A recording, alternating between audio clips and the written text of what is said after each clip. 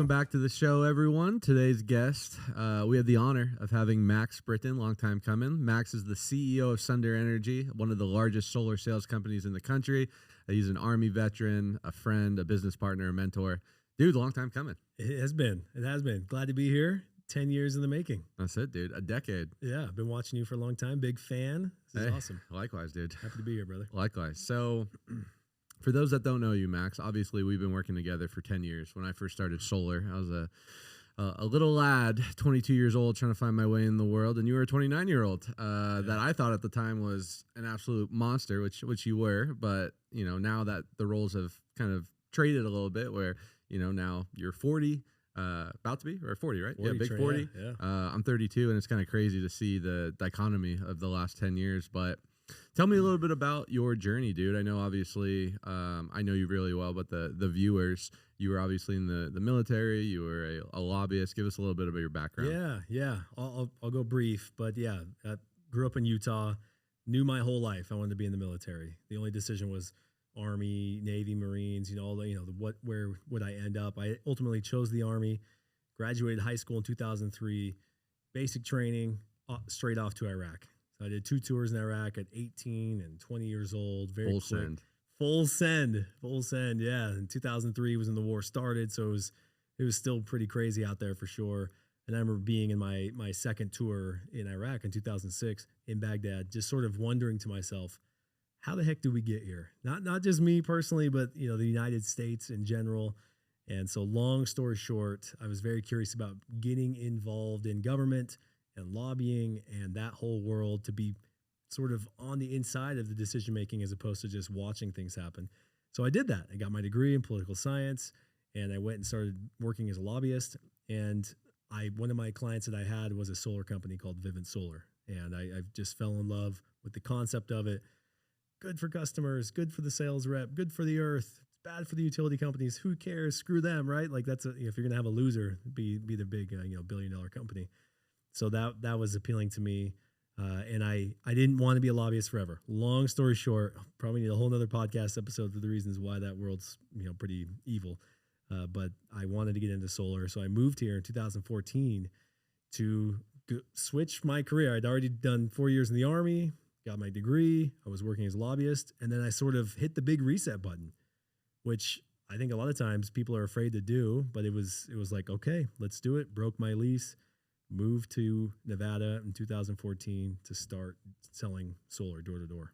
It's crazy. And the rest is history. Yeah, I guess. What made you want to do that reset? Because to your point, there's a lot of people maybe that are listening and they're not happy with the career. Maybe they're making good money, but they're not fulfilled. Maybe they don't have enough time with their family. Maybe they're not making the money that they want, but they're safe, they're secure. What they have is better than the unknown of what they don't have. Like, what was it for you that you actually made that commitment to drop your life, move your family at the time, and start a new venture? Yeah, I think for me, the main reason was I knew I would regret it if I didn't try. And I didn't like the moral pathway, the ethical pathway that my career was taking me. My bank account was looking solid, making good money, but I didn't feel good about the work I was doing. I didn't like it. It felt just fake and dirty and weird. And I thought, well, I don't feel good about this. There's a lot of ways to make money. I'm making great money right now, and I don't feel happy at all. So I'm willing to go make less money or maybe fall on my face, because maybe I'll be happier failing at something that I like doing as opposed to succeeding at something I don't like doing. So I was willing to roll the dice, hit the reset button, and go and give this thing a shot and leave that career field that I don't really think was a good fit for me behind. How much of that decision you think was faith-based? Yeah, definitely prayed about it. For sure. Definitely talked to my religious leaders and, got some counsel and tried to figure things out through that path and agenda for sure. I can say I feel like I've lived a blessed life for sure. Been through some hard things, come out the other side unscathed pretty much. And I think it would be very sort of naive, I think. And I probably wouldn't have the humility I should have if I think my life has all been because of me. So I think there's a lot of faith needed, and God helps out along the way, big way. I love it, dude. Let's talk a little bit about your time in the Army. A lot of your talks, you string together business lessons with your time that you spent in overseas. Talk to us about some of the lessons that you learned in the battlefield that has helped you and that you've learned a ton in the modern day battlefield, which we call solar sales and business. Man, yeah, there's a lot of lessons I've brought back from that and applied in the business world and relationships and leadership or whatever. I think one of the main ones that comes to mind is perspective. Perspective is huge. I remember going through sports, playing sports as a kid, and then high school was hard. I didn't do great in high school, bad grades, barely made it through. And then I got to basic training, and that was the new hardest thing I'd ever done. And I felt like for sure I wasn't going to make it, all the time. Then I got through it. Then I go straight to Iraq. I think that's the hardest thing I've ever done. And it was just sort of, I realize now looking back, everything was just sort of building on top of the other previous situations to prepare me to go forward and have the skill set, the experience needed, and the perspective and the confidence that I've done hard things. I can do other hard things. Those really scary, hard, challenging times didn't kill me. This one won't kill me either. Let's keep on rolling. So just the confidence to do hard things has been invaluable. Yeah, it's interesting when I look at people that are successful, at least in our arena, and success means a lot of different things to a lot of different people, but from a monetary or from a growth standpoint, a lot of the people that come into solar and crush it, they usually have some type of life experience. Maybe not the military. Maybe they were an athlete in college. Maybe they did a network marketing business. Maybe they did something that helped change their perspective. So when they get to the arena of direct sales or whatever venture they're going to go, they have that wisdom that they gleaned and they actually take advantage. I used to think, I probably told you this, but I used to think I wish I started solar years before instead of network marketing. But as I got a little bit older and mature in the industry, I realized that I wouldn't have taken the opportunity as serious as I did if I didn't have that experience of network marketing. So it's almost kind of like hindsight's 2020. But I think it's interesting because a lot of people join this industry and this is maybe their first time doing anything entrepreneurship based or anything 1099 or anything performance based, and they have a hard time breaking that employee mindset. So they don't really yield the fruit that they could from the opportunity itself. Yeah, amen. It's weird you say 18. A good example that reinforces your comment is Ben Nelson. Came into solar at 17, which you might think, well, geez, that 5-year gap between 17 and 22 when you got on was a big difference. But Ben had already been doing network marketing as well. So he came in as a 17-year-old, and it was not the age on his driver's license that mattered. It was sort of the reps, the failures, the successes, being around driven people, being around go-getters, people that think outside the box when it comes to making a career. And he's thrived. He came in at 17. He's still here 11 years, 10 years later or whatever. He's doing great. He's kicking butt, making good money doing solar because he had that experience before. Shout out to Ben. No doubt. Max, do you believe most people in business operate with honor? Man. Oh, shoot. I think I'm going to say yes. I do.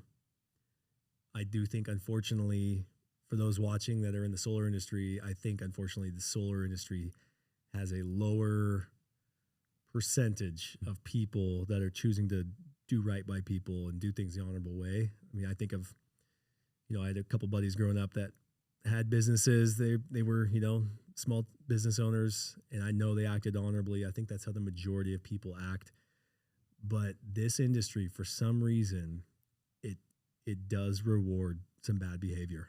And it's such a new, young industry. There's a bit of a wild, wild west at times, it feels like. And there's not a sheriff in town all the time, or hardly ever, it feels like.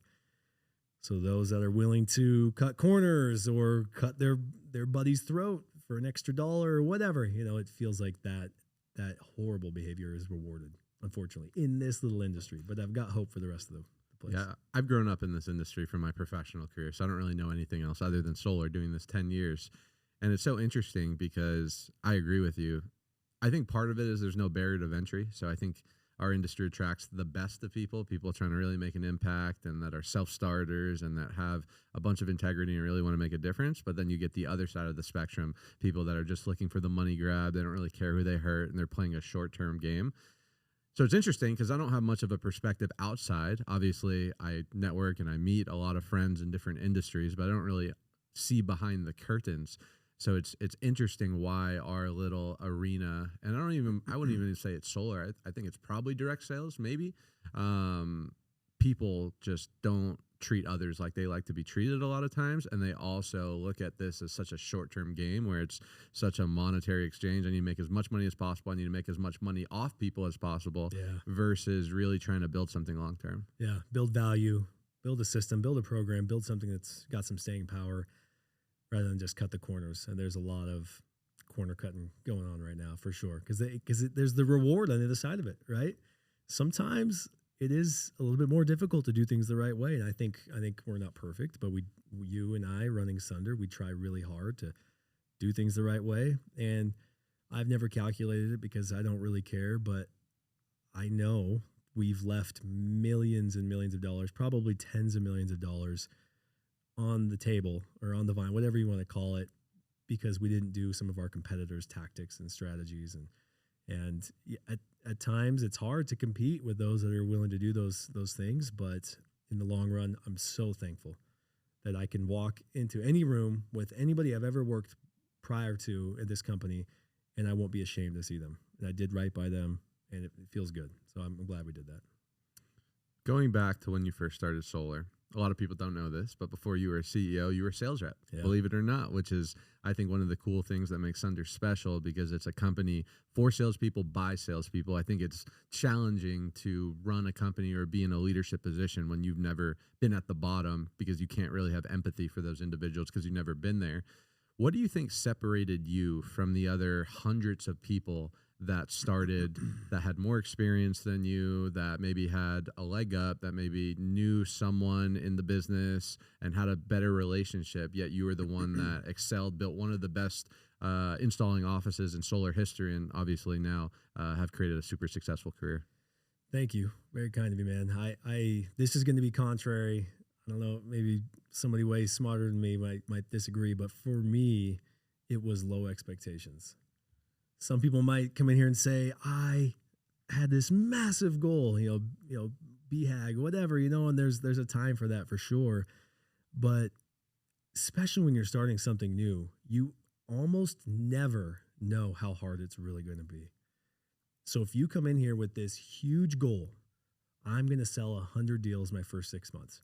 You come in with it, that sounds really cool. And if you say it in a room with your peers, they're gonna be like, oh, dang, let's go, bro. Let's get it. Feels good. You just went big. But if it's month 1, month 2, month 3, and you're at 12 deals at the 3-month part, man, the despair, the doubt, everything creeps in. So I just went in with low expectations on the results and then guaranteed high input on the effort. And so I was like, I'm not sure. I really don't know if I'm going to have 2 sales or 102 sales 6 months from now. I do know I'm going to work 6 days a week really, really hard. And those results, I think, will eventually come. And I'm not going to hold myself to some crazy high standard on the results, but the effort is something within my control, and the rest fell into place. Love it, dude. Marry the process, divorce the result. I think so many people, and I myself included, you have these goals, and every correlation, we've been to thousands. It's, I'm going to close 10 this month. I'm going to do 7 this month. Or maybe it's you have another business and you're projecting your numbers or whatever you're doing.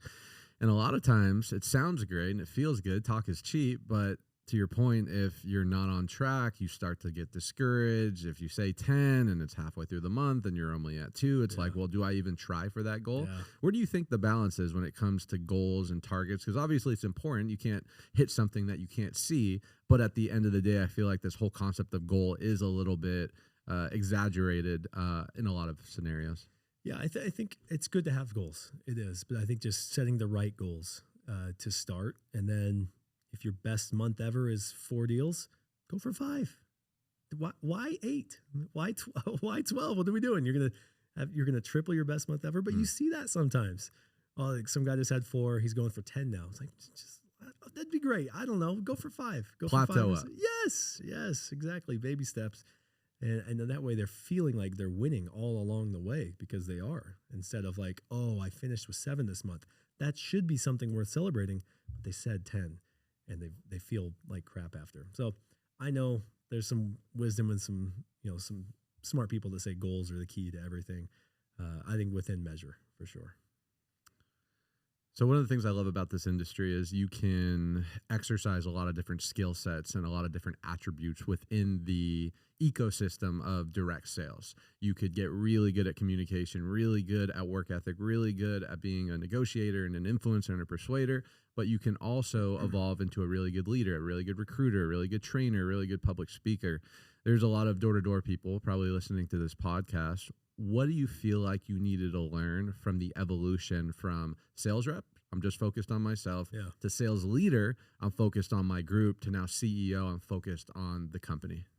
I think one thing that helped me at all of those stages, I mean, as soon as you go past sales rep and you're in charge or leading or responsible for the success of just even one more person beyond yourself, a whole different part of your brain needs to get ready and light up and be active, and that skill set is different than politely pushing homeowners to make a decision to put 1,000 pounds of glass on their roof. Like that's incredible that people can do that, and it's a great product, and it's a different process. So I think the key thing that I keep reminding myself for over a decade now is fair but firm. And you've got to be fair. You've got to be consistent. You've got to be able to push people and have some boundaries, but be firm with them as well. And I think that's been the key thing for me, being fair but firm all along the way. What applies to this group should apply to this group, should apply to this group, and then having their backs as we push through it. So fair but firm is the key thing that's helped me as a sales manager, regional manager, and an executive. And I think also the other thing that you've probably said many times is doing the job that you're asking others to do and not to skip steps. I remember going the day I went from district manager to regional, I was already running a region. I didn't ask. I didn't call up. I didn't say, what's in it for me? What's the pay scale? The owner of the company called me out of the blue as I was driving to area one day. We're going to make you a regional manager. Okay. Well, I don't know what that is. Well, I mean, I can guess what it is, but I just kept on doing the things I was doing and trying to do them better and better and better, little by little. No, it's really good.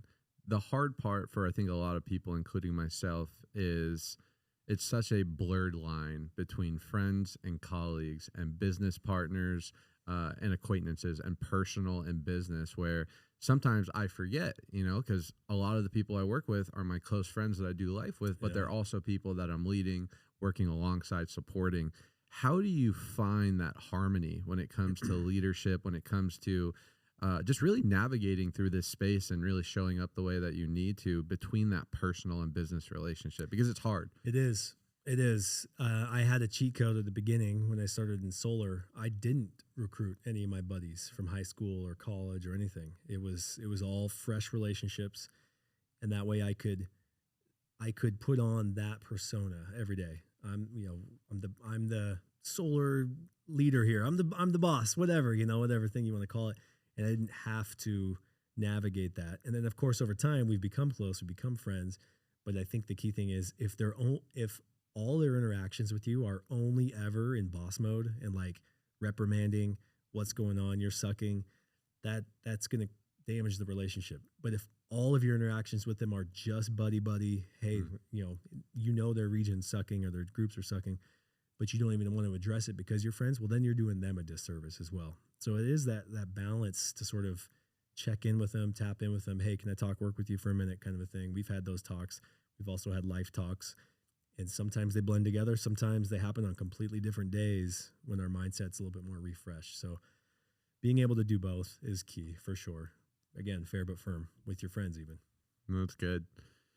You've traveled across the country. There were years that you were traveling. It felt like, 330 days, 340 days on the road? Yeah, 220. 220, okay. 220 Another 100. It felt like it. Yeah.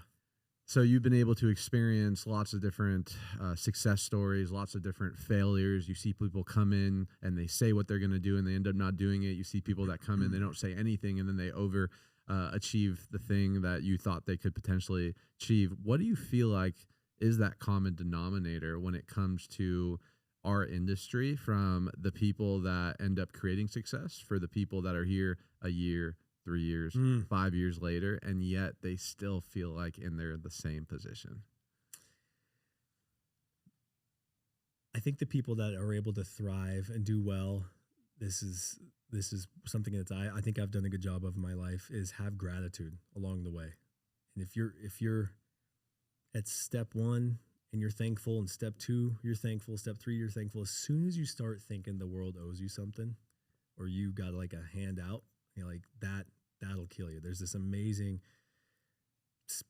Q&A session with Jensen Huang from NVIDIA at Stanford one time. And, he's like, one of my secrets was low expectations. And I talked about that earlier, but just being thankful along the way for the good that is going on, instead of comparing yourself to your peers or whatever, or, all of that. He got the promotion, I didn't. Just being thankful and having some gratitude along the way. This industry is young, it's new, and it won't exist in its current form 10 years from now. It'll be different. Some aspects of it will be better. Some will be ancient history. And I think the guys and the girls that come in and have staying power are thankful for the opportunity. Not to me. I don't need personal thanks and gratitude, but in their heart, maybe just in their prayers with God. Like, dang, I wonder how many successful salespeople have thanked God for the opportunity recently. I don't know. Maybe some, maybe all, maybe none. But I think that's an important part of those that have some staying power. Yeah, it's a lot of familiarity. Anything that you are with too long, you take for granted, whether that's a relationship, whether that's an opportunity, whether that is a situation you're in. And I think you're right. I think a lot of people, they get so used to just kind of going through the motions and making decent money, good money, anywhere in between. And they forget that fire that they had that first month, that first year, right? They don't reinvent their why for why they're still doing solar. Yeah. My why's changed a lot. At first, it was a lot different than it is 5 years from now, and now 10 years from now. And if it was the same, then I probably wouldn't have the hunger, desire to continue to grow, because I would have achieved a lot of the things that I said I wanted to years and years ago. So gratitude's huge. Yeah, it's huge. It is, man. Big difference maker. Let's talk about Sunder. So we just had our 6-year anniversary birthday. Congrats to you as well. Thank you. Which is kind of crazy. 6 years flying by. Another 6 years will go by. Yeah. What do you think has separated us in the space? Obviously, we started this thing with an idea about 6 years ago, and now it's turned into, thousands of sales reps that's come in and come. Hundreds of millions of dollars, it feels like, that we've paid out in commissions and revenue over the last 6 years. Still a lot of work to do, but what do you feel like was the secret sauce compared to all the other sales dealers that barely got off the ground? I think respect all the way around. Customers, sales reps, peers, sales leaders, having the respect to be honest with people, to have their true best interest in heart, want to see others win, and then being consistent as well. Like having a platform, being involved in solar, being on the cutting edge of like the offers and the different finance products, all of those things are sort of the business you must haves. You really got to sort of just have those things. If not, you're just going to be left behind. But then being consistent, treating people really, really well, having a program based on longevity as opposed to these short-term cash grabs you talked about earlier, where we are trying to do what's right, even if it takes a little longer, even if it's a little bit harder, do what's right by people and then as a business as well. And then along the way, your reputation starts to grow. I think Sunder has a really good reputation in this industry because we don't backstab people. We don't screw people over. We're not looking for ways to take advantage of people. And for those watching that aren't into this industry, you might think, well, yeah, that, of course, it's a no-brainer. I wish it was. It's not. And so I think just doing right by people has been a weirdly rare thing in our industry. And we're not the only ones. There's plenty of good guys for sure. But good guys like us, I think doing it at this scale is pretty rare. So it's challenging to do it all the right way all the time. It's the longevity, though, to your point, because people come and go in this industry specifically. I've never dealt with as much trust issues these last 10 years that I thought in a business with other men for the most part. Yeah. But it's true.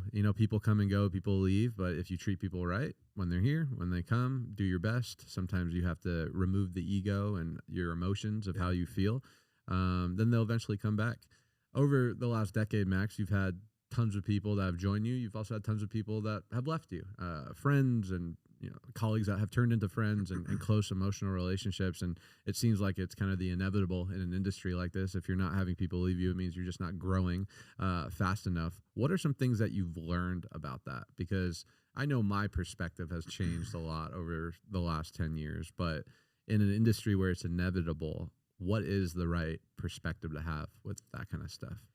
I feel like looking back now, there's two paths. I've seen one, I've chosen the other. The one that I saw at the first company I worked at in solar, the owner had been in the industry a lot longer than me. He was, by that time, he'd already been in it for 15 years. And so he had seen so much and been through so much. And I think those losses, teams, reps coming in and out of his life and all that kind of thing. You pour into him, you get close to him, and all of a sudden they're like, oh, they got recruited away or something happens, and you have a choice to make, and you have to remake this choice all the time, every time. And the choices are, I'm going to become jaded and I'm going to become disconnected from the most important part of my business, which is the people. I'm going to become disconnected. I'm not going to form any new real relationships. I'm just going to run a company. I'm going to pay people. I'm going to make a lot of money and, whatever along the way. And that's what I felt he went, and I maybe he would feel differently, but it was just tough. No one ever really got to know this guy. There was no real genuine connection. And then I've had to fight against that. I absolutely, even over the past 2 months, have been, sort of dealing with some of those demons where you're just like, F it. This is too hard. I'm not going to go be the guy traveling to everyone's weddings and doing all those kind of things. And of course there's a balance, and I went way overboard for many years of my life for sure. But at some point you've sort of feel that pulling you. And I feel like I've been thankful where I've course corrected. I've realized, okay, they've made a different decision for their business, for their life, for their family, whatever it is. Almost always, it's not an attack on me. And so I'm choosing to make something that's not personal. And that's a big mistake I think a lot of sales leaders do, because then it makes them more jaded the next time where a cool new relationship could come about. In 5, 10, 15, 20 years from now, I bet most of us will not even be in solar. And that's okay. And I will be thankful for those relationships I had, even if they were 2 years or 1 year or 5 instead of 20. And that's okay, because I have a different kind of relationship with them now. We may no longer be working together, but we can still be friends. It's so true, because so much of people's actions today are usually reflections of things that have happened in the past. Yeah. And as a sales leader, if you've been growing and in the business, you've had those conversations. You've had those people that look at you in the eye and say, I'm with you. And then, an hour later, they're taking a sign-on bonus. And the ability to not take it personal, I think, is a next level of leadership that is required, because it allows you to not project your own past insecurities on other people, but it also allows the doorway for them to potentially come back in the future. So from a logical standpoint, it makes sense, but it's the emotions that kind of get in our way sometimes. It's hard. Yeah. Difficult every day. I think one of the things that separates Sunder is the culture. And you hear this word a lot, culture, right? Whether it's in professional sports, whether it's in politics, right? Everyone's talking about culture. And I forget where I heard this, but culture isn't something you do. It's something that people feel. I don't know who said that, but it's kind of hard to describe. How would you describe Sunder's culture, and what do you think is the reason we've continued to not just retain people, but when people talk about us, they have that evangelical type of mindset? I think professional excellence has been a driving factor. We don't say that often. It doesn't sound great on podcasts, whatever. What does the hell even mean?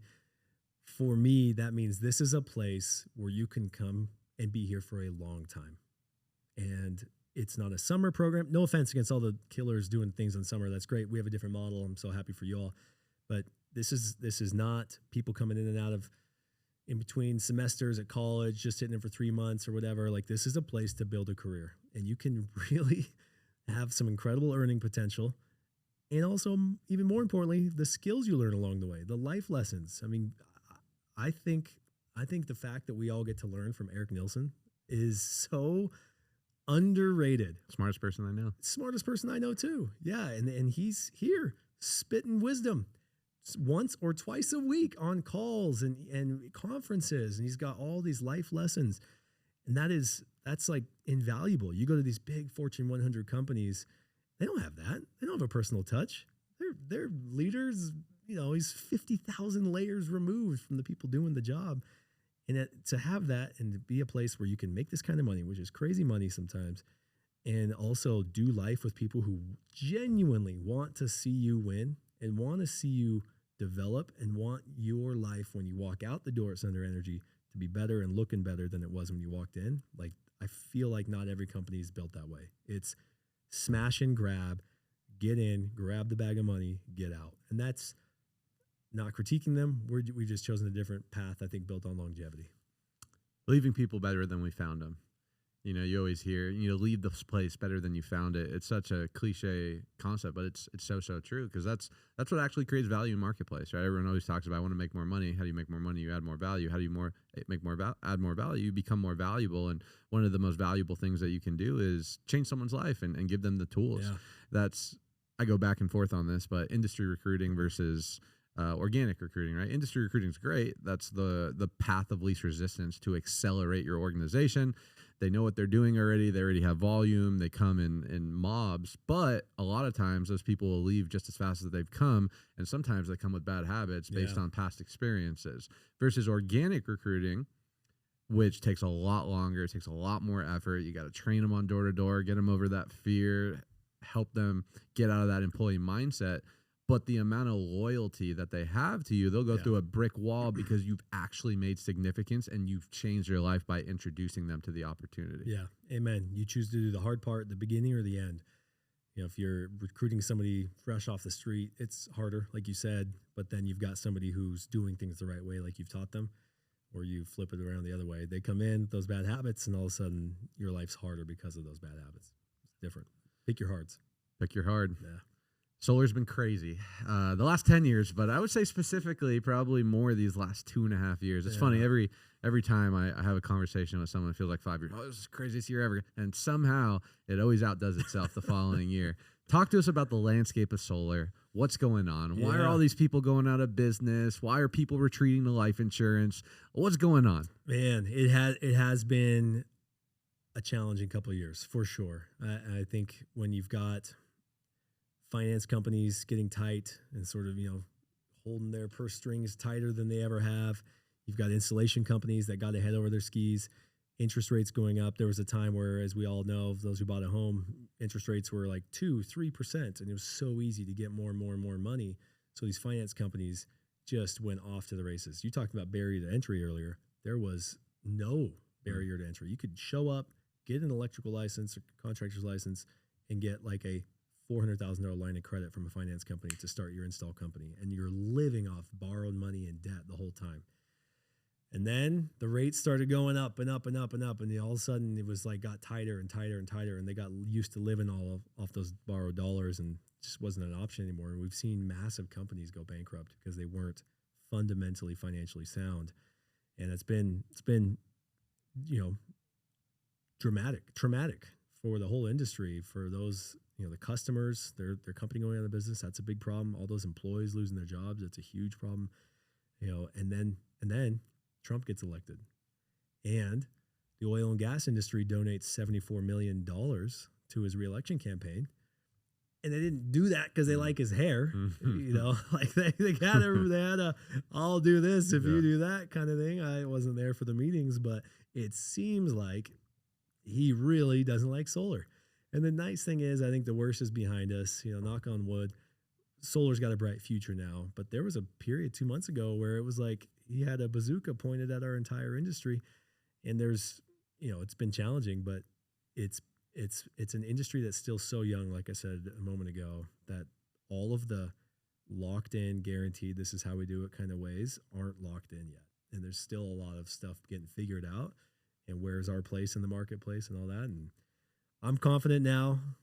2 months ago, mid-June, I was a little bit freaked out. Eric and I flew to Washington, D.C., tried to kiss some senators' butts, but we didn't have $74 million to match the oil and gas industry. And so we luckily got some good news, and we're able to go out there. And I think solar is going to become more and more important. They keep canceling more and more commercial solar jobs, and they're not building power plants fast enough to keep up with all the need for electricity. AI, data centers, all that stuff. Our utility prices are going to double in 5 years across the board, practically every state, if not more. The need for our product is going to double or triple in that same time frame. And so we have got a bright future because of some weird big circumstances. Long answer, sorry. No, I still believe solar is one of the best wealth creation opportunities still of our lifetime.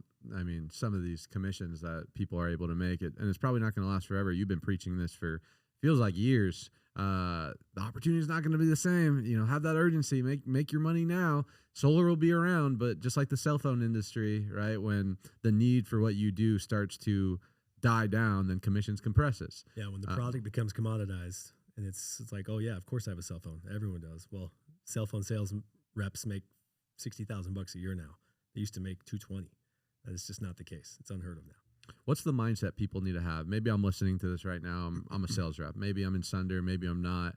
Maybe I've been doing it a couple of years and I've been very uncertain. Maybe he didn't get paid at their last company. Maybe their installer went out of business. Like, what is the mindset that you need to have to really capitalize? I'm bullish. I know we have this runway for 4 years. I think something's going to happen. Either these finance companies or installers will learn to figure out a world to navigate post investment tax credit, or the Democrats will come back to the House and end up reversing the big beautiful bill. But what's your thoughts? What's the mindset that needs to be had? Do your research. Do your research, and that means ask around. You know, talk to reps who are actually there who aren't trying to recruit you. If a sales manager from company X is in your DMs trying to hit you up, find someone who he follows or follows him, works there as a rep, and ask what their life is like. What's it like? Are you getting paid on time? Hey, I heard this about your company. Repeat back some of those recruited pitches. Repeat them back to the rep. He'll confirm or deny those so fast, he or she will. I think you got to do your research now. This is a weird industry where confidence gets confused with competence sometimes. And there are some really appearingly confident people on social media and elsewhere, on stages, at conferences, and they may be saying all the right things, and then you look under the hood and it's like, oh, their company's built on smoke and mirrors. Like they're bad month away from being gone. So do your research along the way for sure. Make sure you're picking a good spot, and before you jump in. Ask for receipts. Yeah, no kidding. Let's talk about financial literacy a little bit. I know you're passionate about finances and helping people get financially sound. I am as well. I'm Jewish. It comes natural to me. But why do you think so many solar sales professionals, and we can even extrapolate it out, 1099, 100% commission sales reps, sales leaders, sometimes regionals, owners are living this life where they're making $200,000, $300,000, $400,000, $500,000 a year and spending $600,000, $700,000, $800,000 a year? Yeah, I mean, it comes down to discipline, right? I mean, you talk about choose your hard. I forget his name now, but there was an NFL player who was like so smart and wise with his money, and they interviewed him, and it was like, I'd rather live like a prince for a lifetime than a king for a year, or a king for a short time.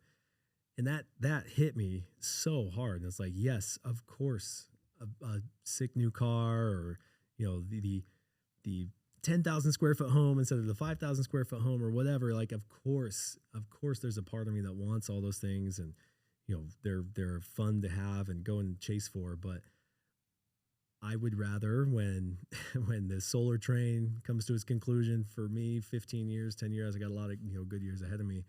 I hope that I'm in a good spot, and I've been a good example for people that have chosen to be at Sunder, and even outside the company.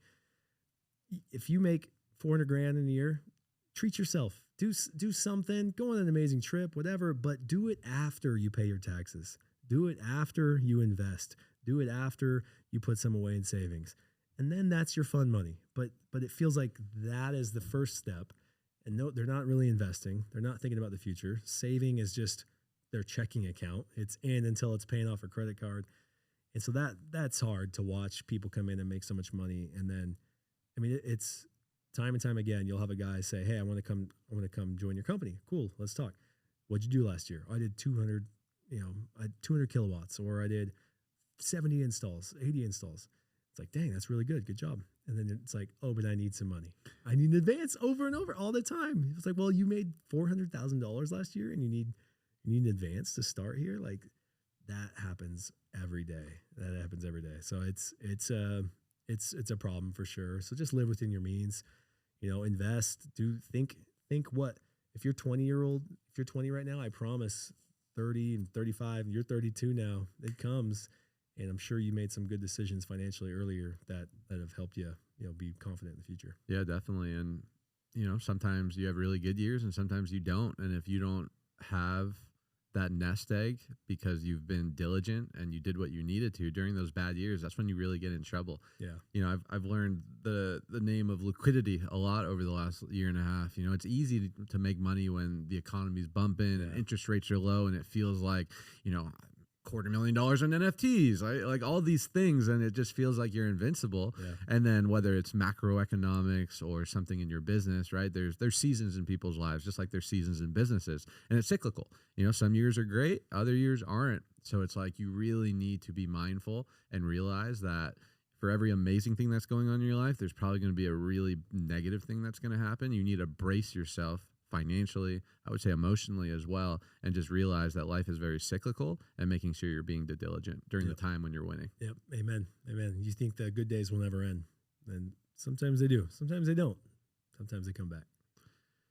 How do you view your decision-making process? So obviously being the head of a company, you have lots of big decisions every single day, some small, some big. And it could be as small as, how do I approach this conversation with this regional manager, or how do I address this situation going on with this installer or finance company? Do you have a process or a system or a framework, or is it more of an intuition? There's some intuition, but there's sort of the thing that goes through my head whenever I'm making a decision is I know which one I'm leaning towards, and then I will do everything I can to come up with the reasons why that's the wrong choice, or why it's not going to work, or why it's going to fail. And then just through sort of life experience and maybe conversations with people who I trust or whatever, then, I'd say, hey, I'm thinking about doing this. Oh, that's a cool idea. Yeah, but I'm worried about this, this, and this. So you've already poked a bunch of holes in your choice. And that way you're like opening it up for discussion. You're laying it all out there. Here's the reasons why I like it. Here's the reason why it scares me. Let's talk through it. And sometimes that all happens solo in my head. If it's a medium or small size decision, if it's bigger, I'll consult guys like you and Eric and others to talk through some big things. But being able to see and articulate both sides of an argument will serve you your entire life. Whether you want to go into public office, high leadership in the business world, your kids one day are going to be trying to talk you in or out of something. So being able to see their perspective, but also hold firm in yours, is invaluable. It's hard to teach, but I challenge everyone to try. Empathy. Yeah. In the sales world, empathy doesn't get talked about enough, but it's such a valuable skill set, from a customer standpoint, thinking where the customer is and where their mindset is when you're presenting that. And the rep, how is this change, or how is this conversation going to trigger and affect him? And how do I lessen the blow? Yeah. Yeah. And because you and I have been through some of those earlier steps before we got here, we can know, we can relate, we can remember, we can imagine being in correlation when announcement X, Y, or Z is coming out. There's been many times where, Sunder was approached to be acquired. And I remember taking the meeting, hearing him out, maybe he took a second meeting or whatever. And time again, the reason why we ultimately said thank you, but no thank you, we're flattered, is I tried to imagine, how would this decision be announced on the Tuesday call? How would this be received from the people that have trusted me and hopefully will continue to trust me to guide them in their careers? It might be a win for the the ownership group or whatever, but if it's perceived poorly, then that's a loss. That's a loss for sure. So we've been able to have that perspective. Well said.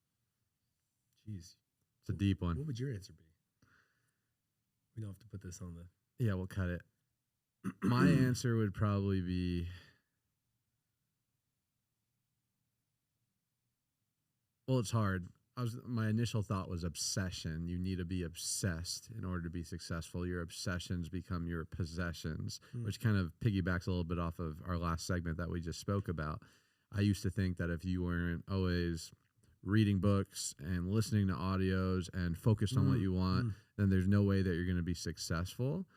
Now, I think that there's seasons for that, and you still want to obviously have good routines, good habits, but it's okay to watch a little Netflix with your girlfriend or wife. It's okay to enjoy your life and not have to constantly thinking about work all the time. Yeah. And you can still get a very similar, if not a faster result, because you are then more present the time that you are thinking and working on the goals and things that you're going to do. And also that money isn't the most important thing in the world. It's very important, up there with oxygen. It's a tool. But if your life is only about money, you're missing the whole point. That's a good one. That's a really good one. Can I just take that? I'm just kidding. No, that's a great one. I like that, Steve. Okay, I've got mine. You want to ask it one more time? What lesson, concept, or paradigm shift that you once thought was true, maybe when you were younger, that you don't believe is true anymore? So as you said, I'm 40, born in 85, have grown up with a cell phone in my hand since I was in my 20s, not since my, teen years like some. And inherently, for whatever reason, in my DNA, I'm a private person, just inherently not seeking out the spotlight or anything. And so this is a recent sort of realization. I think to stay up in the modern world, in the modern business world, I have to embrace social media in a way that I had not yet before. And I just flew from Los Angeles 2 hours ago, and I met with 3 of our leaders, your peers, and that was my big takeaway. Sunder is a great program for everybody watching. Whatever you're doing, it might be an awesome opportunity, cool company, whatever you're doing. But in the modern era, you've got to tell people about it in the way that they're listening.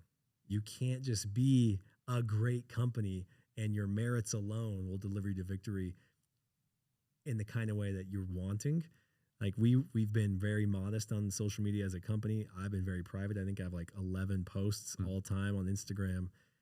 But I've embraced, I realized that, I thought about it a lot on the flight here, that we've got to change as a company. We've got to evolve. And I've sat in executive meetings and we've looked at our peers, our competitors, companies. Man, look at that. That's, oh my gosh, that's horrible, terrible. And maybe we didn't agree with some ways they were doing things, but then I look and now it's like, oh, that company's been around 11 years. Even though I don't think I agree with some of those decisions, what harm has it done them? Like, the Department of Justice didn't come banging on their door because they were too loud about how much money you can make in this industry. Like, it's like, okay, all right. I was punching at ghosts. I was preventing us from being damaged, something that's not really there. And so that's been a huge paradigm shift. And it's literally like a very recent one, wrapping my head around it, getting more loud. We have a killer brand. We have such a cool company. Like our peers are sort of tripping on themselves right now. Our competitors are just not even looking like competitors with their paths and their trajectory, but they might have a better social media game. So you wouldn't know it by looking at us on Instagram. So, not trying to knock our marketing team. We had a good call today. They're doing great things. We're going to do even better things going forward. Long answer. Sorry. Perception is reality, dude. I agree with you. It's not who you are, what you know. It's who is watching you and what you're perceived to be, which is scary. It's crazy. It's scary because I would say the majority of these influencers and people out there that are gurus, like most of them don't have 2 nickels or any type of wisdom to share, but that's not the game that's being played. The game is attention. The game is, do you watch my stuff? Do you know who I am? Do I have your attention? And, if you have something valuable to give, then that's just, that's great. So that's a good one. It's hard. It's hard to get my head there. You've been so good at it since the whole time I've known you. I think you can trace back a lot of your success to you embracing that back when you had only 2 nickels to rub together. You were still loud and proud about what you did have going on. And then along the way, your story just filled in. You already were like presenting yourself as confident and successful. And then just everything filled in behind you. But you were already there. You'd already built an audience. You'd already built those repetitions, that confidence to do things like this over and over again. And so props to you, man, for showing us all. Appreciate it. Max, my last question for you, kind of take you back a little bit. If you can go back in time to the young cadet Max that just graduated from basic training overseas, if the Max today, the successful CEO, battle-tested sales leader, could give that Max advice to accelerate his happiness, his growth, his joy, what would that advice be? Buy Bitcoin. No. You're the third person that said that. Oh, really? Yeah, but that's great advice. Okay. I think I would just say embrace every chapter. Every chapter is going to have so many lessons. Like I remember working at McDonald's in high school, and that's not a sexy job. That's not glamorous. You don't love it when the cute girls from high school come through the drive-thru and you got the uniform on, you know. But man, that taught me so much humility and hard work and appreciation for $5 after, you know, FICA tax and all this crazy stuff, you know, and just having a ton of gratitude, and all those chapters sort of build upon it. And I've looked back now, and I think I'll do this even more. For those of you who have seen Slumdog Millionaire, you know what I'm talking about. If you haven't, have you seen it? No. Highly recommend Slumdog Millionaire. Check it out. It's all about this guy who's just gone through the toughest of conditions in poverty in India. And somehow his little path in life prepares him for a big challenge and a big test later on in the movie. And I feel like that's been it today. Like I look back and I'm like, whoa, okay, this is something I'm faced with right now. And I'm able to draw upon lesson from chapter 4 of my life, chapter 2 of my life, chapter 11 of my life. And every sort of 4-year chunk of my life feels like a new chapter.